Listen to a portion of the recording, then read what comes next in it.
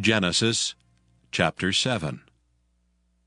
And the Lord said unto Noah, Come thou and all thy house into the ark, for thee have I seen righteous before me in this generation. Of every clean beast thou shalt take to thee by sevens, the male and his female, and of beasts that are not clean by two, the male and his female. Of fowls also of the air by sevens, the male and the female, to keep seed alive upon the face of all the earth. For yet 7 days, and I will cause it to rain upon the earth 40 days and 40 nights, and every living substance that I have made will I destroy off the face of the earth. And Noah did according unto all that the Lord commanded him. And Noah was 600 years old when the flood of waters was upon the earth. And Noah went in, and his sons, and his wife, and his sons' wives with him into the ark, because of the waters of the flood. Of clean beasts, and of beasts that are not clean, and of fowls, and of everything that creepeth upon the earth, there went in 2 and 2 unto Noah into the ark, the male and the female, as God had commanded Noah.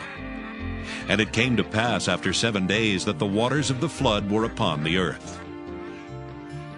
In the 600th year of Noah's life, in the 2nd month, the 17th day of the month, the same day were all the fountains of the great deep broken up, and the windows of heaven were opened.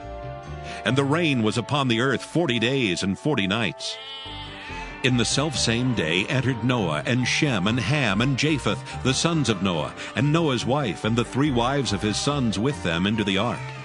They and every beast after his kind, and all the cattle after their kind, and every creeping thing that creepeth upon the earth after his kind, and every fowl after his kind, every bird of every sort.